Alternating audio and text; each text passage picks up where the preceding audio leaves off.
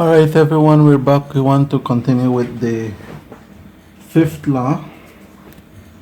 And then the fifth law is whenever we have a base and we have a fraction which is defined as m over n, right? If you have a number and then you have a fraction as a power, then how can we solve a number raised to a fraction, right? So how do we solve it? It says that whenever you have a fraction to be your power, then you're going to nth root it, or square root, cube root, fourth root, fifth root, and so on. And then you will find out more about it. What we do is, it says that you rewrite it in the form of a square root like this. The base goes inside the square root. The fraction has a numerator and a denominator. The m at the top and the n at the bottom. The denominator will define what root it is. So that's why I said nth root, right? This will define what root it is. And then the m, which is the numerator, will go inside of the bracket or inside of the square root, and then it will connect to the base. So you will have something like nth root of the base, which is a, raised to the power of m, right? And then that is what we have. Now, how do we apply this? Let's take a look at what we have. Let's say you have a number. Example, if you have a number 25 raised to the half, most of you guys wouldn't even know what to do here, right? But based on laws of indices, it says that a fraction and base raised to a fraction means the square root or the nth root or the whatsoever root, depending on what is n, right? So what we're going to do is we're going to rewrite that, place the 25 inside of the square root, right? Then define what root it is. In this case, this root, or what goes here, is the power of 2, which is the denominator. So we put the power of 2 out here, and then the 1, which is the numerator, goes with the 25. So you will have square root of 25 raised to the first power. So 25 to the first power is the same thing as 25, right? Same thing as 25. Square root of 25, the square root of 25 is 5 times 5, give me 25. So the square root of 25 is 5. And that is what we have as our answer, right? So you know what a fraction means whenever you have it as a power. It means the square root or the root of something. Let's take a look at another one. Alright, second example. Second example, we have, let's go with 32 raised to the 2/5. Here, if we take a look at what we have 32 raised to the 2/5. We could tackle it a little bit different, right? Since we know it is 2/5, let's try and see if we can rewrite 32 as something raised to the power of 5. What would give me 32 to the 5th, and then so I could cancel it. So let's take a look at 2 times 2 times 2 times 2 times 2, right? 2 times 2, 4, 4 times 2, 8, 8 times 2, 16, and then 16 times 2, that's going to be 32. So that's perfect, right? So it's going to be 2 to the 5th equals 32. So now notice what I'm going to do. This 32, I'm just going to replace it with 2 to the 5th. So I will say 2 to the 5th, which is the 32, and then 2 to the 5th will be raised to the 5th, right? Now strategically you can see why I said a number multiply by itself 5 times, because I wanted it to somehow cancel out with the 5 that I have here, and I did get a number that multiplies by itself 5 times, and I get 32, which is the number 2. So what I need to do is continue with this. Whenever I have this, a power raised to another power, I know it's going to be 2 to the 5th times 2 fifths, where I can reduce the 5 and 5, right? 5 into 5, 1, 5 into 5, 1, and then I end up with 2 to the 2nd. 2 to the 2nd, this is the same thing as 2 times 2, where my final answer is 4, right? So that's another way that you guys can do it, especially whenever you have a larger number here, because you could find what times what, or depending on what the denominator is. Let's take a look at another example so you guys can get the gist of it. In this case, we have 27 to the negative 1/3.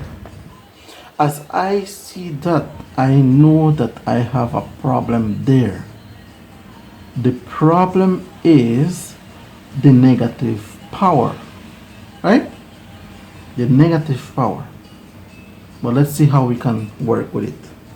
Now, notice that here I said what number multiplied 5 times by itself would give me 32, and I use 5 because of the denominator of the fraction that was given to me. In this case, I will use what number multiplied by itself how many times? 3 times will give me 27. And let me try it out. If I say 2 times 2 times 2, that's 3 times 2. Not 3 times 2, sorry, but 3 2's multiplying by itself. So 2 times 2, 4, 4 times 2, 8. So 2 fails. Let's take a look at 3. 3 times 3 times 3. 3 times 3, 9. 9 times 3, 27. Does it work? Can I use 3? Yes, I can say 3 to the 3rd equals 27, right? And then at the same time, you can see that the power will cancel off with the power from the fraction that I have here, right? So we're going to use 3, and then we're going to say 27, sorry, not 27, 3 to the 3rd raised to the power of negative 1/3. Why did I do that? Because 3 to the 3rd is 27, and then I'm just putting the negative 1/3 outside. This here, the 3 and the 3 will cancel out. Sorry, let me write it. So it's going to be 3 times negative 1. This is based on law 4, which is a power raised to another power. Then you multiply the powers. Then 3 and 3 cancels out to 1.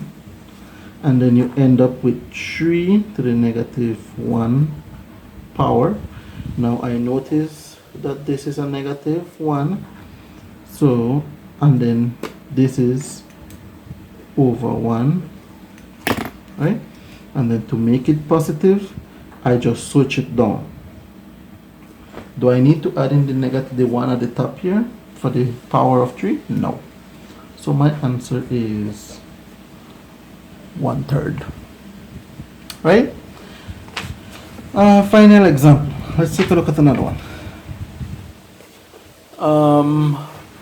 Let's say that in this case we have two fractions. We have a fraction inside, which is 8/27 raised to the power of negative 2/3. Whoa, this is a little bit complicated, right? Negative power and a fraction inside. How do we do this one now? Well, very easy. You will have to work it individually. We will need to first go and say separate it. That's going to be 8 to the negative 2/3, right? And then we have 27 negative 2/3. Then we need to figure out what number multiplied by itself 3 times will give me 8, and what number multiplied by itself 3 times will give me 27. Do we have that? For 8, let's go with 2. 2 times 2 times 2, that's going to be 8, right? So we have, for 8, we already have 2 to the third. Let's go. 3 to the third. 3 times 3 times 3. 3 times 3, 9. 9 times 3, 27. Wow, works. 2 of them, right? So we have, it's going to be 2 to the third over, well, not over, but we need to continue here. 2 to the third, and then raised to the power of negative 2/3. Then 3 to the third, and that's going to be raised to the 2/3. Right? Got it? So we're just replacing this for the 8, and then this for the 27. And then we keep those powers there. There is a power raised to another power, so we end up with 2 to the third times negative 2/3 over 3 to the third times negative 2/3, right? We're multiplying now because it's a power raised to another power, so we multiply 3 into 3, 1, 3 into 3, 1, and then we end up saying 2 to the negative 2, and then for the denominator we have 3 into 3, 1, 3 into 3, 1, and then that's going to be 3 to the negative 3. And then we're almost finished. Most of you guys would think that we have finished here, but again, we haven't finished because of the negative power. We don't need, or we don't want any negative as a power. So what we need to do, if the negative power is in the numerator, take it to the denominator, and if the negative power is in the denominator, you take it to the numerator. So we're actually taking this at the bottom and taking this at the top. We're just switching them, right? So we're just going to switch them. There's going to be 3 to the third over 2 to the second, right? If there's the need, or if you want to further work it out, you will notice that you can work out the 3